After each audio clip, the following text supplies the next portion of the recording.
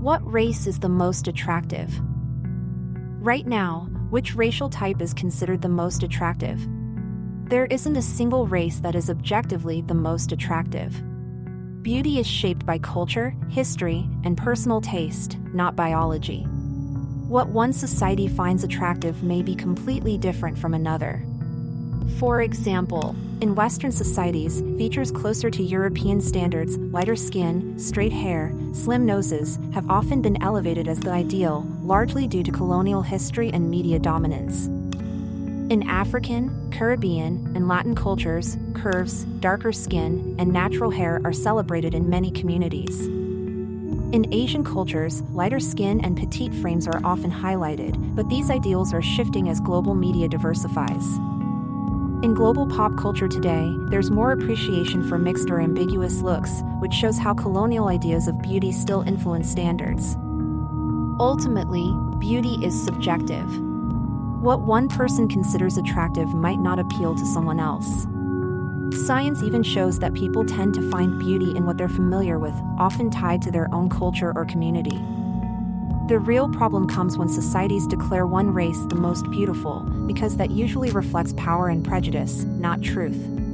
Every race has stunning diversity, and the idea of ranking them as a result of history, colonization, and media influence, not an actual fact. How beauty hierarchies are created, how are beauty parameters established, why people sometimes feel like one race is the most attractive. To know these answers, there are a series of elements and variants that we must consider. Number 1. To start this analysis, we must talk about the colonial legacy and Eurocentrism. For centuries, European colonization spread the idea that lighter skin, straight hair, and European facial features were superior. These ideas were reinforced in art, literature, religion, and later, film and advertising. The result is that many parts of the world still subconsciously rank European features as more attractive, even if people don't openly admit it. Number 2. How important is the impact of media and globalization? Hollywood, fashion industries, and global advertising push a narrow version of beauty across the world. Models and celebrities with Eurocentric or racially ambiguous looks are often promoted as the universal standard. This shapes people's preferences, sometimes making them think one race is naturally more beautiful, when really it's media conditioning. Number 3. Colorism within communities. It's not just between races, it happens inside them too. In Black, Asian, and Latin communities, lighter skin is often praised while darker skin is criticized. This comes from the same colonial roots and creates internal divisions, where even within the same race, people debate who is considered more attractive.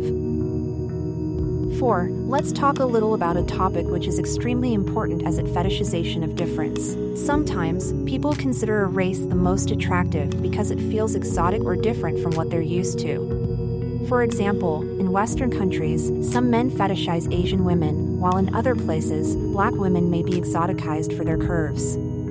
But this type of attraction isn't about genuine appreciation, it reduces people to stereotypes. Number 5. When we discuss this new trend, we must recognize the shifting standards over time. What is seen as most attractive changes.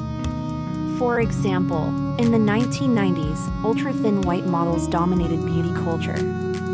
In the 2010s, fuller bodies and features associated with Black and Latino women, like curvy hips and fuller lips, became more celebrated, though often when adopted by white or mixed-race celebrities. Today, there is more diversity in representation, but the ambiguously mixed look is still heavily marketed as the global ideal. Number 6. How important is knowing the truth about attraction? Science shows that attraction is a mix of biology, culture, and familiarity.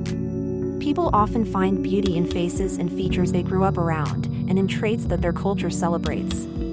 So, there is no objective most attractive race, only shifting standards based on power, history, and exposure. In reality, every race has its own unique beauty, and the idea of ranking them reflects social hierarchies, not truth. When people say one race is the most beautiful, what they're really revealing is which culture standards dominate at that moment. Number 7. Now let's try to talk a little about social media as a challenge to old hierarchies. Platforms like Instagram, TikTok, and YouTube have given people from all racial and cultural backgrounds the power to showcase their beauty without waiting for mainstream approval.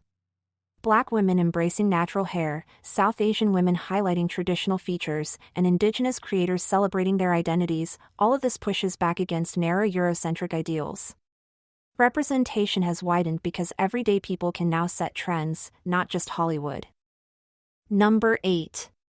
Right now there is a social phenomenon that we cannot stop talking about: the rise of global beauty trends. Social media has also made beauty more global. Styles, makeup looks, and body types travel across borders instantly. A Nigerian influencer, a Brazilian model, and a Korean beauty vlogger can all go viral worldwide. This mix makes people realize there is no single most attractive race, but instead a spectrum of beauty traditions. Number 9. The double-edged sword of filters and algorithms. At the same time, social media algorithms often favor a specific look: lighter skin, slim bodies, symmetrical faces, and features that lean toward a racially ambiguous standard. Filters can lighten skin, smooth hair, and sharpen noses, reinforcing the same Eurocentric ideals people are trying to escape. So while social media has opened doors, it also quietly reinforces old hierarchies in new ways. Number 10. The ambiguously mixed ideal. A noticeable trend online is the rise of influencers who look racially ambiguous, someone who could be part Black, part Latina, part Asian, or part Middle Eastern. This look is celebrated as universally appealing, but it often sidelines people with features that are distinctly African, Asian, or indigenous. In other words, people are celebrated for being a little bit ethnic, but not too ethnic. Number 11. Let's talk a little about self-esteem and comparison culture. While social media has increased visibility for all races, it has also intensified comparison. Constant exposure to highly curated, filtered images makes many feel they don't measure up. For women of color, this pressure is layered. Not only do they compare themselves to Eurocentric ideals, but also to racially ambiguous influencers who are elevated as the new global standard. Number 12. Finally, we must emphasize on the push for representation. Despite the challenges, movements like #MelaninPoppin', #BodyPositivity, and #NaturalHair have gained momentum online, creating spaces where darker skin, fuller bodies, and Afrocentric features are celebrated unapologetically. These digital movements give young people role models who look like them, something that mainstream media historically denied. So while social media has broken down some barriers by showing that beauty exists in every race, it still carries the weight of old prejudices. The most attractive race is not a real truth, it's a reflection of who currently controls the narrative, whether that's Hollywood studios, Instagram algorithms, or global fashion industries. In other words, beauty is everywhere, but the world still needs to learn how to value it equally. Would you like me to also dive into how men and women experience beauty standards differently across races, and how gender plays a big role in these perceptions?